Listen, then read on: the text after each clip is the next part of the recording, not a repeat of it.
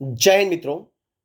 Only first ચેનલમાં તમારા દરેકે દરેક મિત્રોનું હાર્દિક સ્વાગત છે. તો આજે આપણે વિડીયોમાં જોવાના છીએ કે મિત્રો અત્યારે ફોરેસ્ટ વિભાગની મિત્રો કે ફોરેસ્ટ ગાર્ડ એટલે કે વન વિભાગની મિત્રો જે પરીક્ષા ચાલી રહી છે, ઘણા બધા શિફ્ટ પૂરી પણ થઈ ચૂકી છે. તો મિત્રો અત્યારે તમારી સમક્ષ મિત્રો આપણે પર્યાવરણને લગતા ઘણા બધા પ્રશ્નો આપણે તમારી સમક્ષ મૂકવાનો પ્રયત્ન કરીએ છીએ. તો આજે મિત્રો આપણે પર્યાવરણને લગતા મિત્રો આપણે કેટલા પ્રશ્નો મૂકીએ છીએ. જો તમને વિડીયો ગમે તો લાઈક કોમેન્ટ સબસ્ક્રાઈબ જરૂરથી કરજો. તો જોઈએ આપણે એમસીક્યુ મૂકીએ છીએ. ટોપ એમસીક્યુ મિત્રો છે, તમને ખાસ ઉપયોગી થઈ પડે એવા છે. તો વિડીયો જોજો.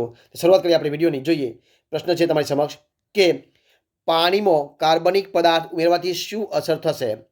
બીઓડી ઘટશે, બીઓડી વધશે, બીઓડી ઉપર કોઈ અસર થશે નહીં કે સીઓડી ઉપર કોઈ અસર થશે નહીં? જવાબ શું આવશે મિત્રો 22ની અંદર?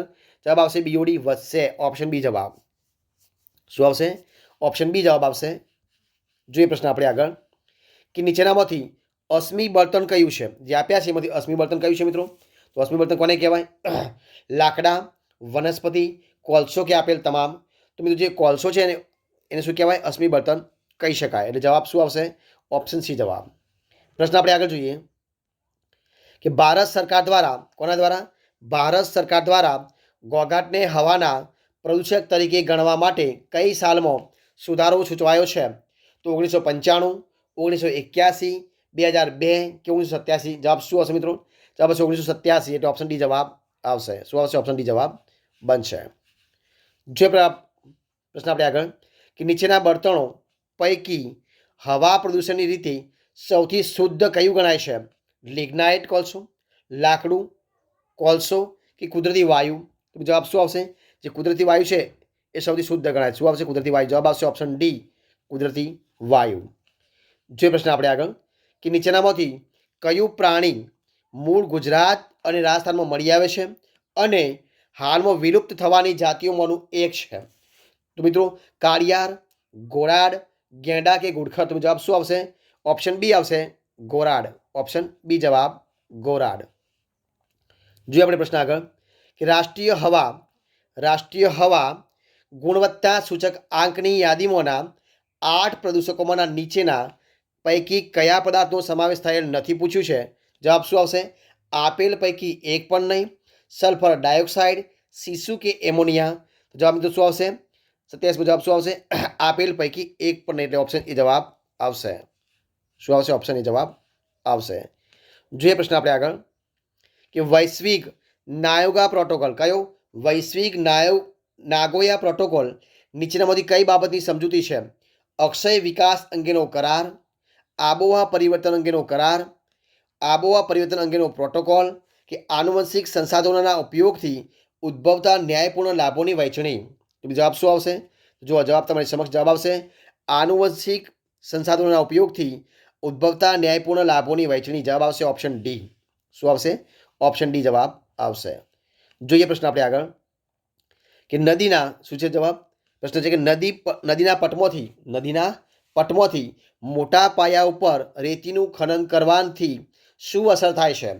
નદીના પાણીની ખારાશ ઘટે છે, ભૂતળના પાણીમાં પ્રદૂષણ વધે છે કે પાણીના તળમાં ઘટાડો થાય છે? જવાબ શું આવશે મિત્રો? જો જવાબ તમારી સમક્ષ આવશે.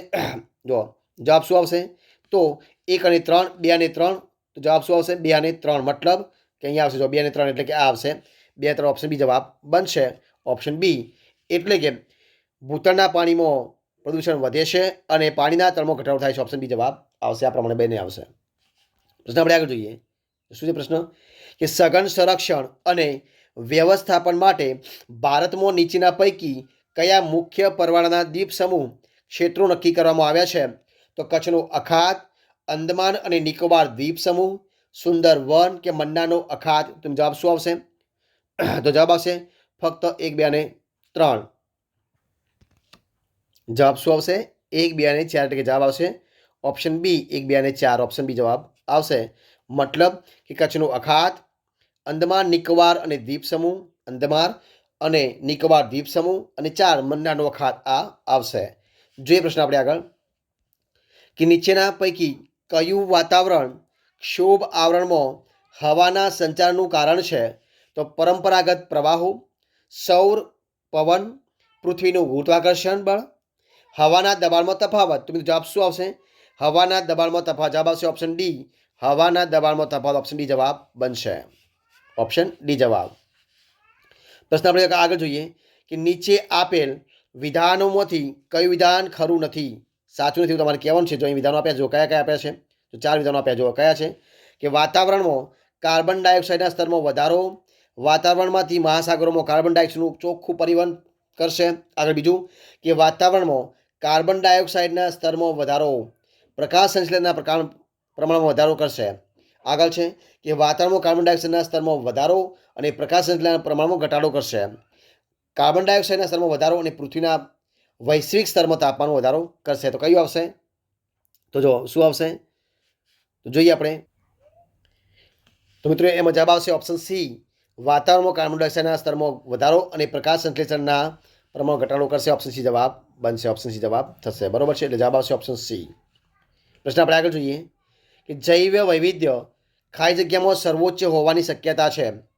પહાડી ઘાસિયા મેદાનોમાં, સંકુદ્રમ જંગલોમાં, પાનખર જંગલોમાં કે વિષુવવૃત્તીય બારમાસી લીલા જંગલોમાં? જવાબ શું આવશે? જવાબ આવશે વિષુવવૃત્તીય બારમાસી જંગલોમાં. શું આવશે?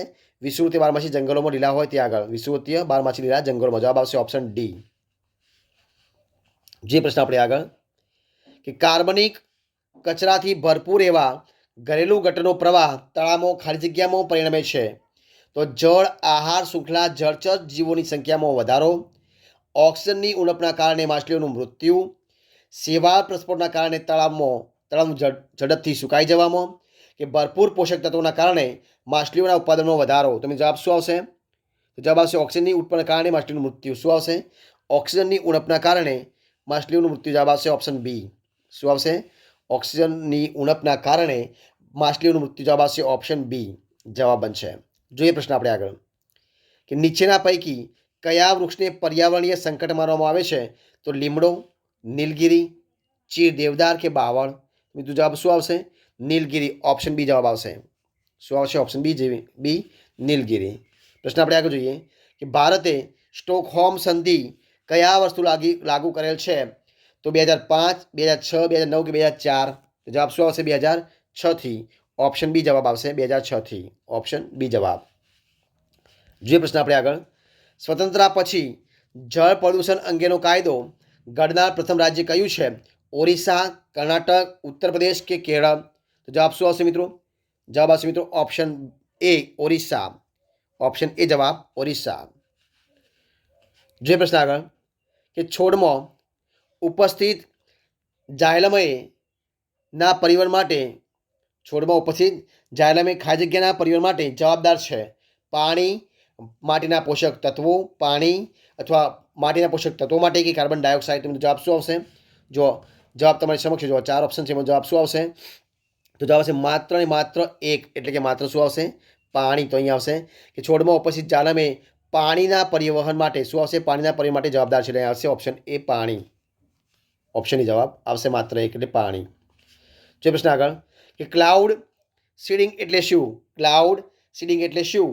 તો કૃત્રિમ રીતે વરસાદ વરસવાની અથવા વધારવાની પદ્ધતિ, વાદળો દેખાય ત્યારે વરસાદ થશે એ ધારણાથી વાવણી કરવી, અથવા ઉચ્ચ કક્ષાના હાઇબ્રિડ પાકનું ઉત્પાદન લેવું, અથવા ક્લાઉડ કોમ્પ્યુટિંગ ગણતરી ઝડપથી કરવી? જવાબ શું આવશે? 39મો જવાબ આવશે કૃત્રિમ રીતે વરસાદ વરસવાની વધારવાની કૃત્રિમ પદ્ધતિ. જવાબ આવશે ઓપ્શન એ જવાબ. શું આવશે? ઓપ્શન એ જવાબ થશે. જે પ્રશ્ન આપણે આગળ કે પર્યાવરણ મંત્રાલય દ્વારા શરૂઆતમાં આવેલી બ્લુ ફ્લેગ પરિયોજના સાથે ખાલી જગ્યા સાથે સંબંધિત? જવાબ શું આવશે? તો બ્લુ ફ્લેગ પરિયોજના સાથે સંબંધિત છે. શું કહેવાય? તો કે સરોવરનું રક્ષણ, સમુદ્ર કિનારાની સફાઈ, દરિયાઈ પ્રજાતિનું રક્ષણ કે નદીઓની સફાઈ? તો મિત્રો જવાબ શું આવશે? 44મો. તો જો આગળ જે પ્રશ્ન છે એમાં જવાબ આવશે કે સમુદ્રની સફાઈ. શું આવશે? સમુદ્ર કિનારાની સફાઈ. જવાબ આવશે ઓપ્શન બી જવાબ સમુદ્ર કિનારાની સફાઈ. ઓપ્શન બી જવાબ આવશે. તો મિત્રો આ પ્રમાણે અહીંયા આપણે જે આ વિડીયો છે એ સંપૂર્ણપણે આપણે પૂરો કરીએ છીએ. જો તમે વિડીયો ગમે હોય તો લાઇક કરો, કોમેન્ટ કરો, તમારા મિત્રો વિડીયો શેર કરો, અને છેલ્લે ચેનલમાં નવા હોય ચેનલ સબસ્ક્રાઈબ ન કર્યું હોય તો સબસ્ક્રાઈબ કરવા માટે જરૂરથી કરજો. અને નેક્સ્ટ ફરીથી મળીશું આપણે આવા જ એક નવા ટોપિક સાથે, નવા વિડીયો સાથે. ત્યાં બની રહો. જય હિન્દ, જય ભારત.